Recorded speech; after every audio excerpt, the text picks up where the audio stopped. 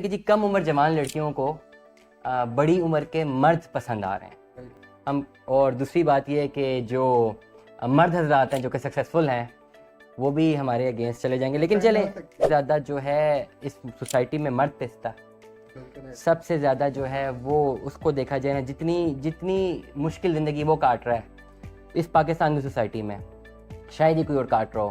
ہم کہتے ہیں کہ یہاں پہ عورت سیکیورڈ نہیں ہے، میں کہتا ہوں جتنی عورت یہاں پہ سیکیورڈ ہے شاید ہی کسی ملک میں ہو۔ بیچارہ پیدا ہوتا ہے، وہ خدمت کرنا شروع کرتا ہے، وہ پھر بہن کے جہیز بنائے گا، پھر بیوی سے پھر اپنی اس کی بچی ہو جائے گی، تو آپ اس کی وہ مت مارتے ہیں، وہ بیچارے کی مت مارتے ہیں کہ وہ بیچارہ 40-45 سال کی عمر تک پہنچ جاتا ہے۔ اب اس پوزیشن پہ جا کے اگر اس کو کوئی لڑکی پسند کر لے جو نوجوان ہے تو بیچارہ اس کا تو کوئی قصور نہیں ہے نا، وہ تو آلریڈی زندگی گزار رہا ہے۔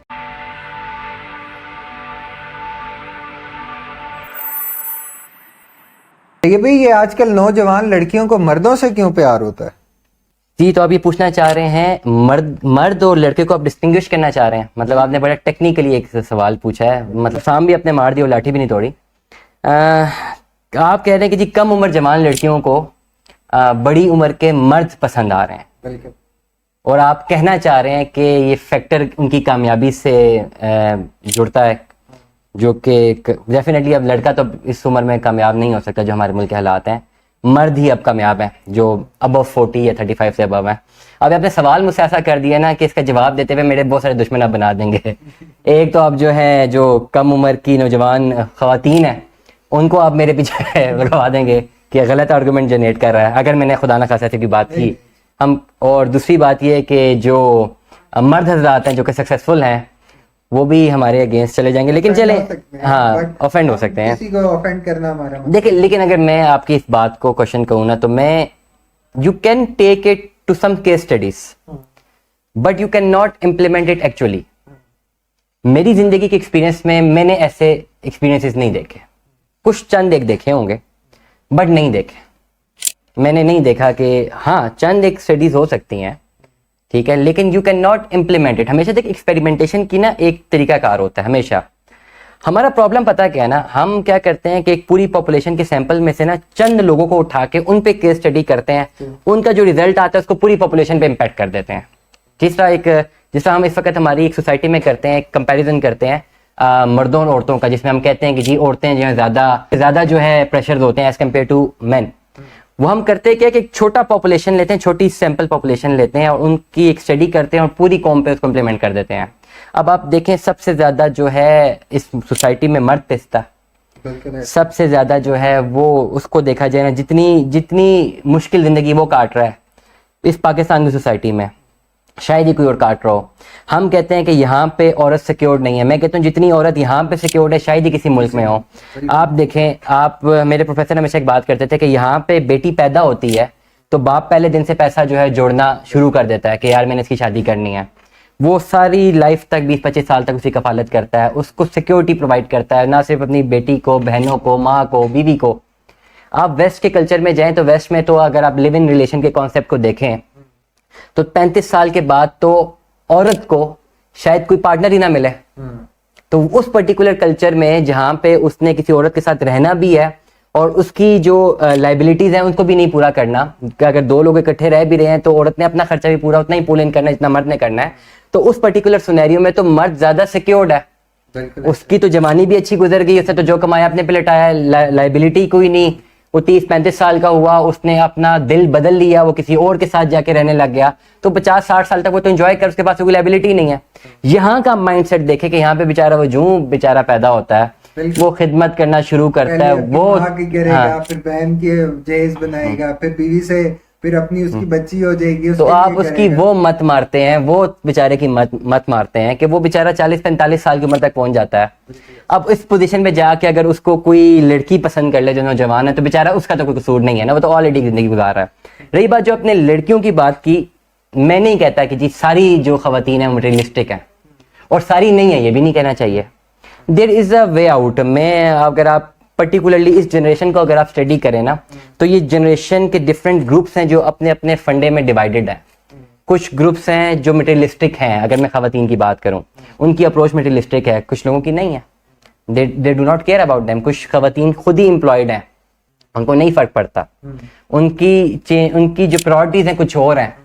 تیسرے امپیکٹ پہ چلے جائیں, ان کی پرائرٹیز نہ پیسہ ہے نہ خود سیلف امپلائڈ ہونا ہے, ان کو کسی پارٹنر کی ضرورت ہے. تو آپ امپلیمنٹ نہیں کر سکتے آن دا ہول کہ یہ اگر آپ کہیں کہ ساری لڑکیاں جو ہیں یا جو بھی نئی نوجوان خواتین ان سب کو مرد بھی پسند آئیں گے, ایسا نہیں ہے. ٹو سم ایکسٹینٹ ہم کہہ سکتے ہیں, لیکن اس کے بہت سارے ریزنز ہیں جن کو ہم جتنے مرضی ڈیبیٹ کر لیں شاید ہم ایک اینڈ پوائنٹ تک نہ پہنچ سکیں. تو یہ بھئی ہماری ڈسکشن تو بہت اچھی جا رہی ہے, بٹ ہمارے مرد حضرات وہ بیچارے مظلوم ہیں, ان پہ آپ کیا کہنا چاہیں گے کہ مرد مظلوم ہے یا شاطر ہے؟ دیکھیں, مرد ہماری سوسائٹی کا وہ مرد مظلوم ہے جو کہ فرما بردار ہے, جو تابع دار ہے, جو شریف ہے.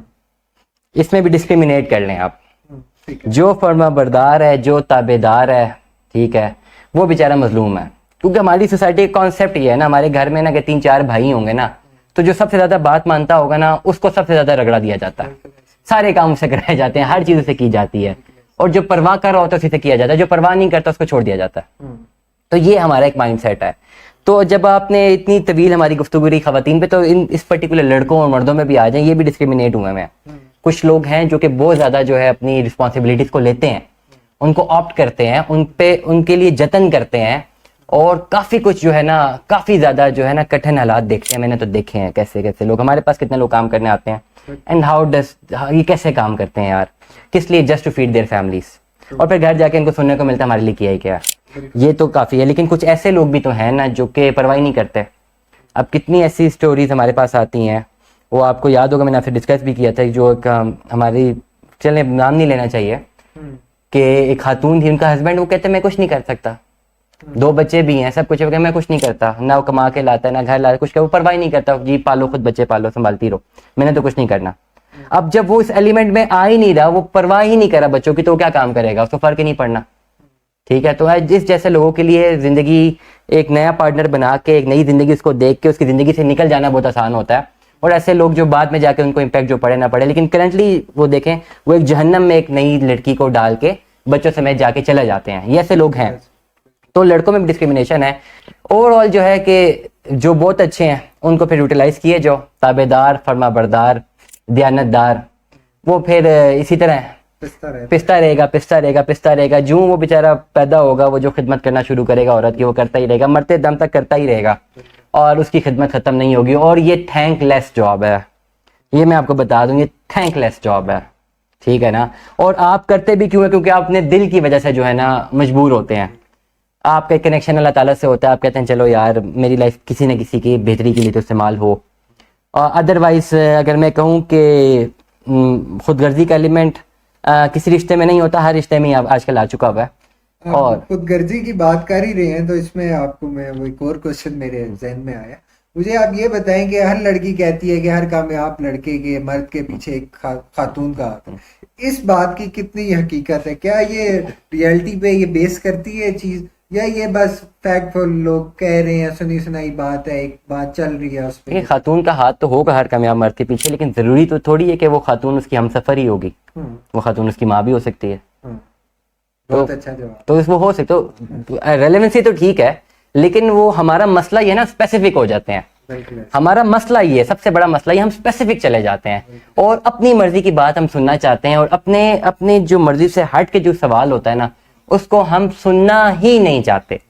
یہ ہمارا پرابلم ہے. چاہے ہم فیمیل اپنا مائنڈ سیٹ اٹھائیں یا میل مائنڈ سیٹ اٹھائیں, فیمیلز کو بھی جو باتیں ان کے خلاف جاتی ہیں اس کو سننا ہی نہیں چاہیں گی, اس کو ایکسیپٹ ہی نہیں کریں گی, ہم بھی ایکسیپٹ نہیں کریں گے.